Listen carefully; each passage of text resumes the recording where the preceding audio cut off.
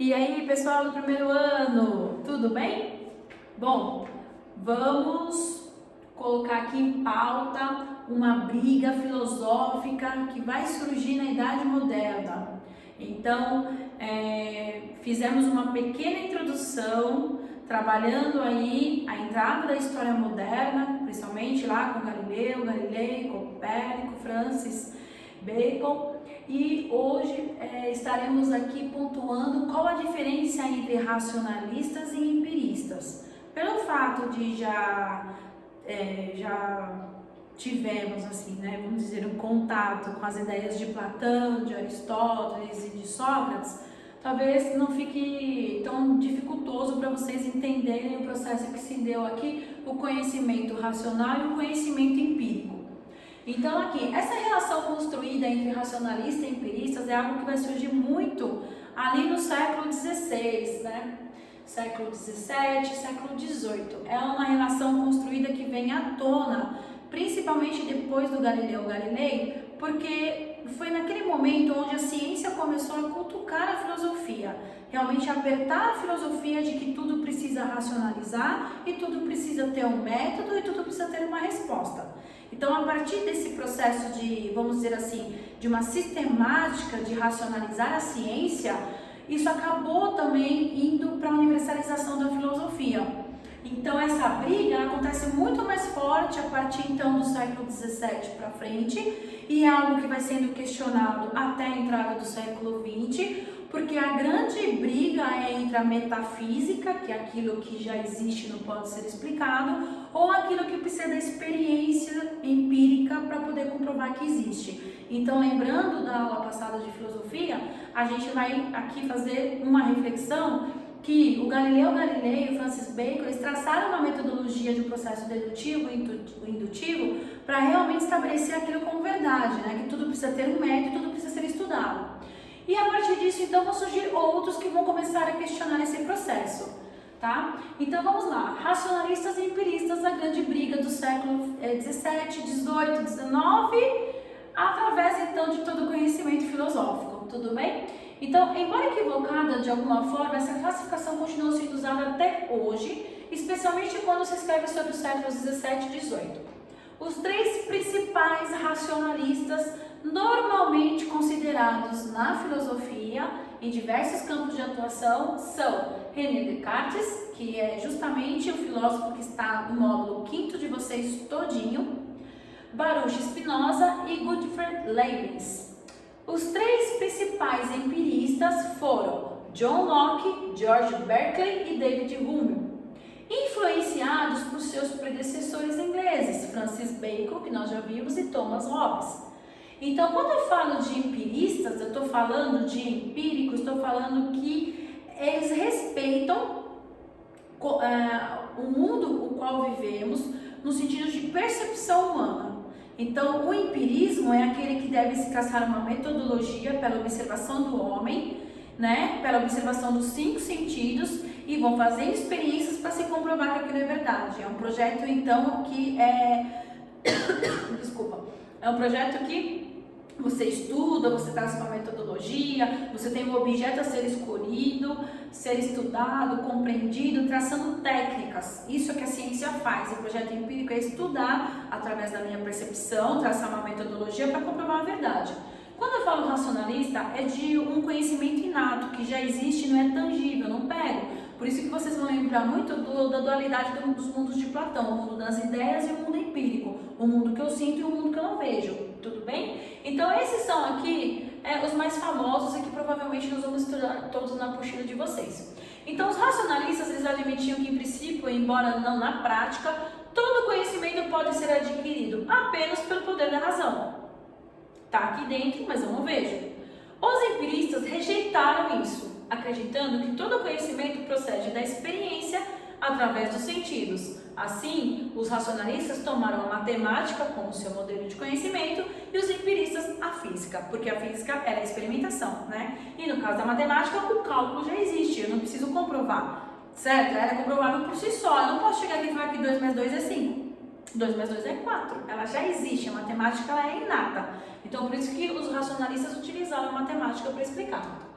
Bom, essa essa encrenca vem à tona com todo o conteúdo de história que vocês estão estudando durante, né, o terceiro módulo e o quarto módulo, tá? Então, olha só, que fantástico isso. É o momento da filosofia que nós estamos casando com história. Então, a partir do século XV, ocorreu uma série de transformações nas sociedades europeias. O começo da construção de uma nova mentalidade. Entre essas transformações, podemos destacar a passagem do feudalismo para o capitalismo, a desintegração do feudalismo. Então, quais são os pontos essenciais que nós vimos capítulo a capítulo em história? Florescimento do comércio, estabelecimento de grandes rotas comerciais, nós falamos muito das grandes navegações, o predomínio do capital comercial e a emergência da burguesia, a burguesia surgindo aqui. E a formação dos estados nacionais, que a gente também estudou. Novas concepções político-econômicas, novas formas de poder político, centralização na mão dos reis, desenvolvendo esse período mercantilismo, fortalecimento econômico, ou seja, o mundo está numa transformação tremenda quando surge o processo de conhecimento da filosofia junto, né, naquele século ali.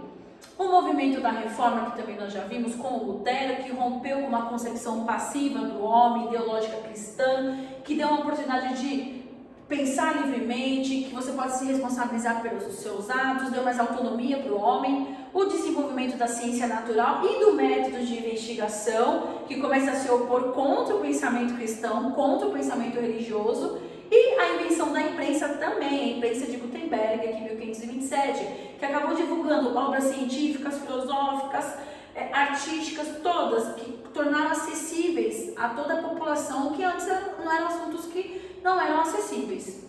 Todas essas transformações modificaram em muitas regiões o modo de ser e de viver de um grande número de europeus. Nas artes, nas ciências e na filosofia surgiram novas ideias, novas concepções e novos valores que agora vão começar a ser questionados, principalmente com a desintegração da igreja.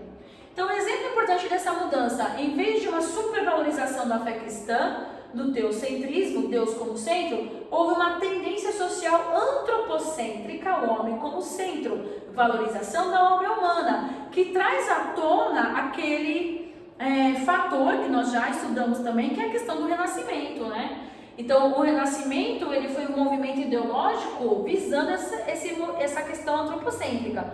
Levou ao desenvolvimento do racionalismo e de uma filosofia laica, não religiosa. Ou seja, todas as circunstâncias que estavam acontecendo no século XV e XVI acabou trazendo para a gente o desenvolvimento desse racionalismo, ou seja, pensar por si, pensar pelas mudanças do homem, o homem faz acontecer, que se mostram, né, muito mais otimistas em relação à capacidade de razão de intervir no mundo, de organizar a sociedade e aperfeiçoar a vida humana, porque tudo isso que está sendo alterado não está só na parte metafísica, filosófica, mas está vindo na questão política, na questão social, na questão econômica. Então o homem está fazendo por si só todas essas alterações, essas mudanças que vão fortalecendo aquela nova filosofia que estava por vir.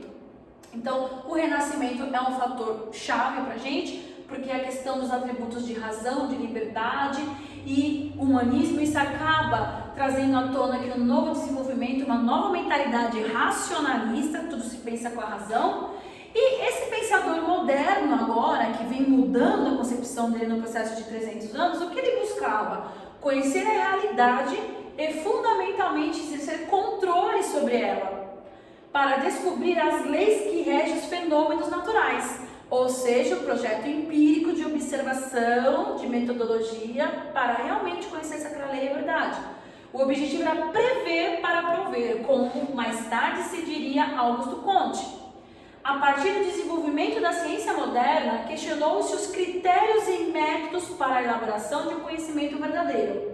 Alguns filósofos dos séculos 17 e 18 formularam diversas epistemologias ou teorias do conhecimento, que agora vão colocar em xeque o contexto teórico cristão da igreja, que tudo falava que era porque Deus queria. Né? Então, vou colocar em xeque tudo. É necessário comprovar, é necessário ter metodologia e falar a verdade. E isso vai acabar racionalizando o processo extremo até chegar no iluminismo. Então, nós vamos trabalhar com dois contextos, aqui a priori e a posteriori, tá? Então, a priori quer dizer latim, partindo daquilo que vem antes, conhecimento a priori. Esses filósofos podem ser classificados de maneiras diferentes, mesmo partindo da epistemologia, que é a teoria do conhecimento, tá, galera?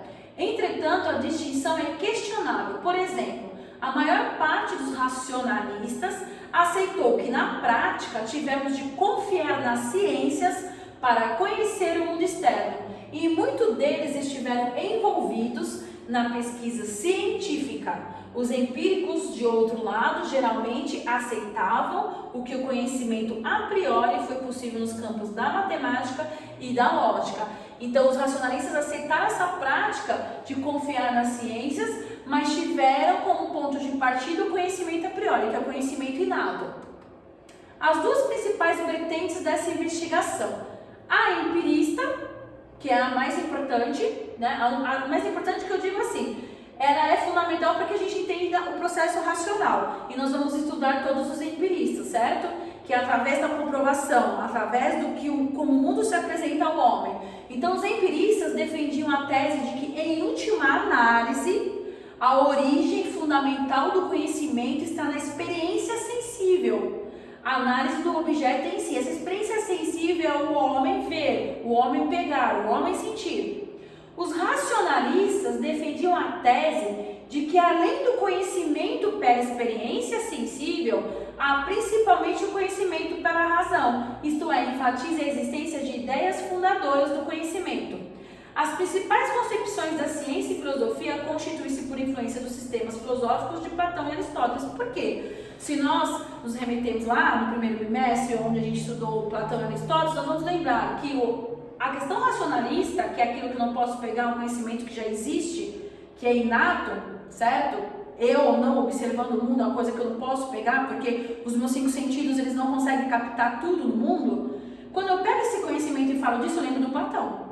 E quando eu falo do projeto empírico, eu vou lembrar do Aristóteles. Lembra do ato, da potência, da forma, toda aquela mastigação que o Aristóteles faz em processos para se entender que aquela pessoa tem uma potência, ela precisa descobrir a potência dela. Então, aquilo é um conhecimento empírico. Então, praticamente a filosofia moderna, ela pegou o gancho de Aristóteles e Platão, só que aí se separaram as teses, né? Separou o núcleo dos filósofos que só utilizavam Platão e o núcleo dos filósofos que tinham Aristóteles como ponto de referência. Então, isso não significou um abandono completo das questões cristãs medievais. O que se torna claro se observarmos o fundo religioso que persiste nas obras intelectuais e artísticas desse período. O que ocorreu foi uma renovação no tratamento dessas questões a partir de uma nova perspectiva humana e de uma humanização do divino, tá? Então, dentro desse contexto, né, a gente pode dizer que a religião ela não fugiu completamente, ela não subiu, até mesmo porque a gente está no conhecimento metafísico, a gente pode ter que respeitar como esse processo se deu também na Idade Média, mas a gente entende que a filosofia ela sofreu um processo do quê? De humanização e de um conhecimento científico de uma perspectiva humana. Então, a ciência, em oposição, ela tomou o projeto empírico, o conhecer.